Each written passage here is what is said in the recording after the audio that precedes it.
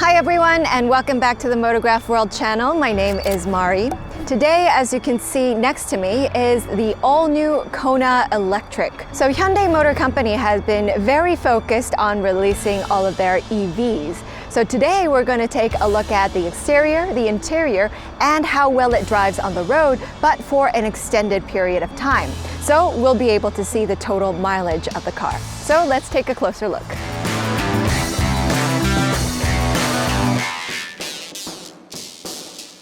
So now let's take a look at the front face first. To be honest, the Kona wasn't one of those vehicles that really stood out for me, not even on the roads and not even with new launches. However, this one is a little bit comparable to the Niro in terms of the price range as well as the target customer, but I believe that the new Kona Electric has a little bit of benefits. If you look at the design aesthetic, it goes in line with the overall Hyundai face and look. Remember the Staria, the Grandeur, as well as the new Sonata. You have this whole line, this single linear line going all the way across. And then if you go down, you can see that it's a true EV because if you open up, you have the chargers inside here, both outlets up and down.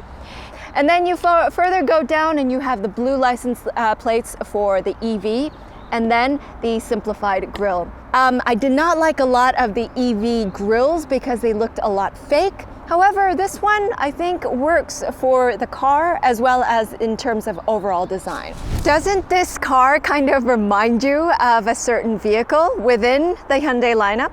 For me, when I saw the character lines on the side, it immediately for me conjured up the Ioniq 5. I think the fact that Hyundai is having a coherent design aesthetic within their lineups is a good sign. Now, as for the tires and the wheels, you have 19-inch wheels and you have 235/45 tires on it. And now going back towards the end, then you have the B pillar and C pillar, and you also have this kind of roof line and the slight upward mark in order to have a little bit more of a sportier line on the side. You also have the roof line flowing down up until the Kona emblem. Once again, like the front face, you have this single linear line going all the way across. And if you look closely, the lights are all squared. And this is exactly what I saw in the Ioniq 5 when it first came out. This was also that kind of futuristic element that they used. This also translates into the front grille as well as the back part here, which also has these kinds of square shaped for the design aesthetic. So let's open up the trunk and do the Mari trunk test.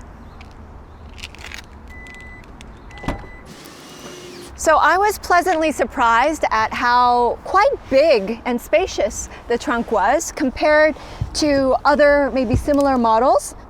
The part here is very flat. Of course, you do have to have a little jump from here, but from the entrance, you don't have any dips. It's just completely flat.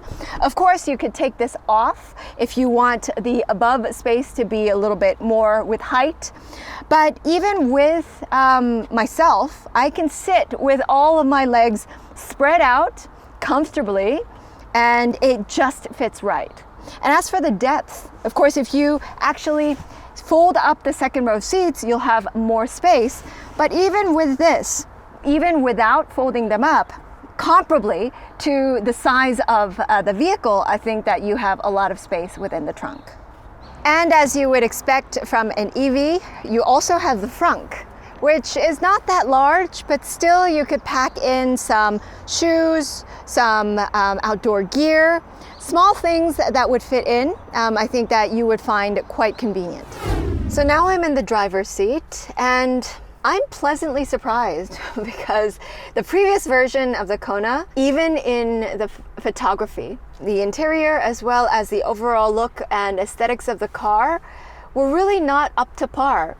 But this time around, you can really see that even the interior design, the materials that they used, the seats that they have used, it has become much more upgraded and it's much more of an upscale version compared to the previous generation. Because I had completely disregarded Kona in my mindset before, I think that this is a pleasant surprise while sitting inside the driver's seat. The steering wheel is the generic Hyundai steering wheel that you get these days without the emblem on the center. You also have this kind of side rotator that is also a cylindrical version that you see also on the Ioniq 5. You also have this wide screen.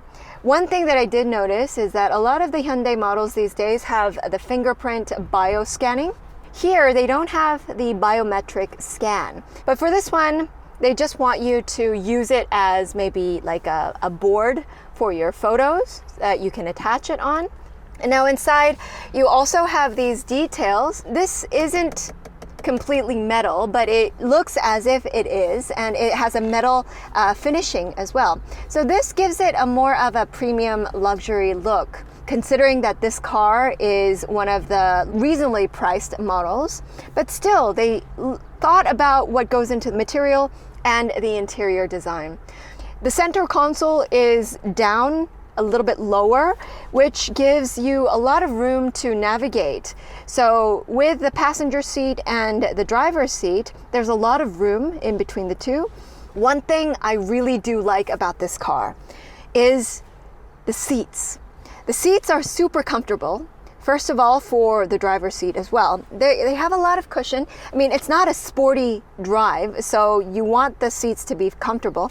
It also has the ventilation functions, which I think is quite amazing, because even with the three levels, in the top maximum level, you don't hear anything. But you get the seat cooling, and it's a very hot day today in Korea, but you have completely cooled seats, and without the AC on, I feel refreshed. And especially in EVs, you also have this function of driver only. So if you press on that, you only get the HVAC or any of the functions within the car that are just focused on the driver. This is to save energy in order to extend the battery life and the range.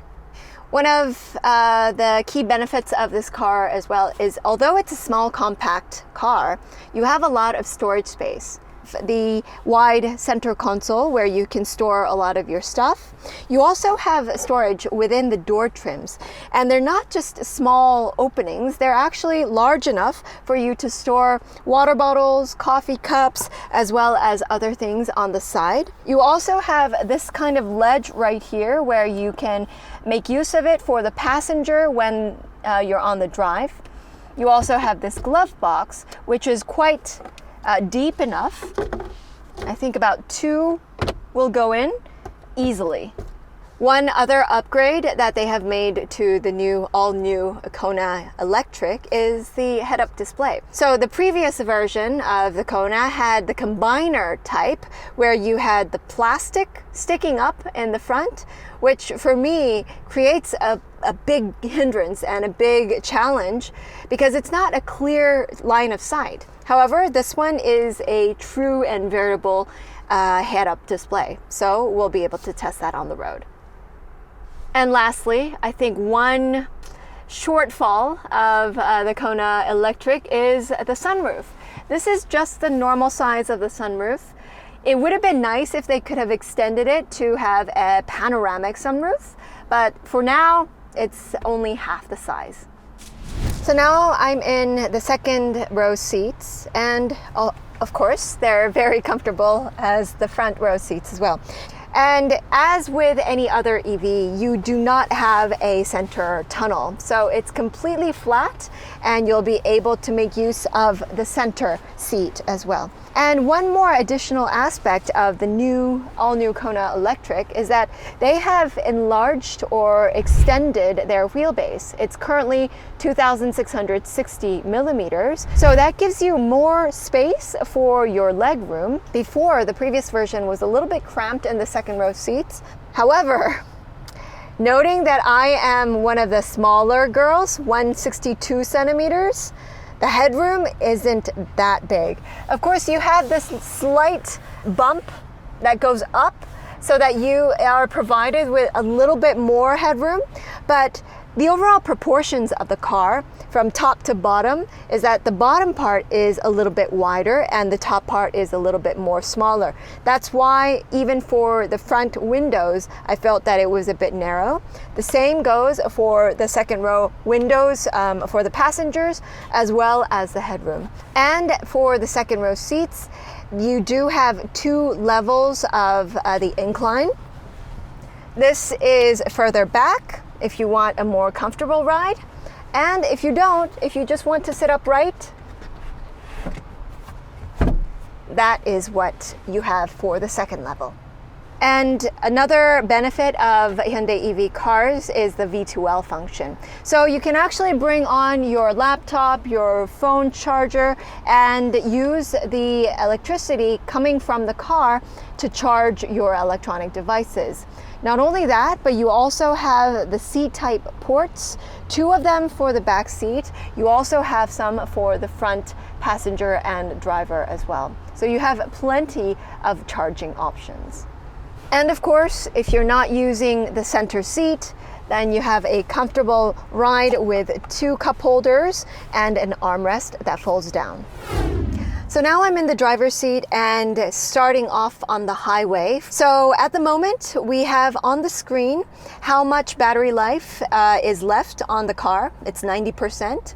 So at the moment, the car is telling me that it's the same at the moment right now. So without the HVAC on, it gives me a driving range of 378 kilometers.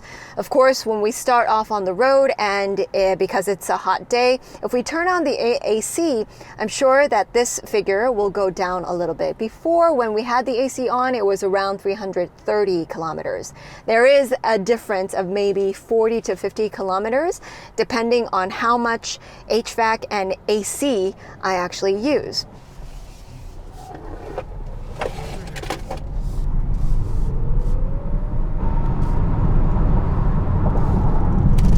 All right, the car starts off and is very responsive. So surprisingly enough, this car only has a horsepower of 204. It's quite low. However, because it's an EV and it has instant torque, it feels that the car is very responsive and is quite nimble. It's also quite agile if you try driving it. And when we also tested the 0 to 100 kilometer speed, it was 7.5 seconds. Well, you wouldn't really expect this type of car to have the fastest 0 to 100, but still, we tested it and we had 7.5 seconds. Because the car is very light and they've added lightweight materials to the interior, I do believe that it was less effective at blocking out all of the sounds from outside, the wind noise as well as the vibrations from the tires into the car. At 100 kilometers per hour, it hovers around 65 to 66 decibels. As for the comfort level inside the car, I mentioned that I did like the comfort of the seats. Not only the driver and the passenger seats, but also the second row seats are very comfortable as well. The previous generation Kona had certain critics saying that the drive itself was quite bouncy, but then having transitioned onto the EV, maybe it's because of the layout or the longer wheelbase, it's much more stable in its drive, and it's also quite coherent in the drive as well. You don't feel too much bounce on the road, despite the fact that the roads here aren't in the best condition. It's a smooth and comfortable ride. I recently had an opportunity to drive a BMW X1 for a couple of days. Right after having driven the X1, I am test driving the Kona, and I must say, the Kona is so much more comfortable and a smoother drive. So this car has 4 different drive modes. It has the Eco version, for normal version, and then we also have the Sport. It also has the Snow version. So let's switch over to sports mode.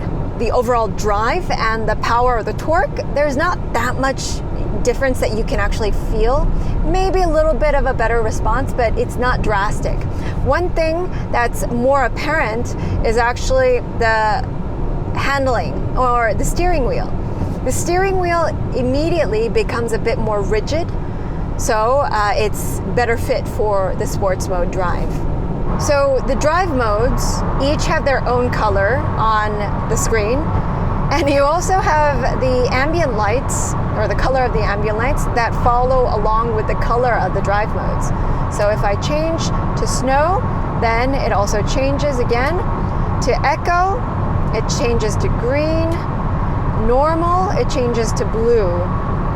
Not that much of a visual effect because there's only that ambient light and maybe on the door trims, but you see the changes in the color.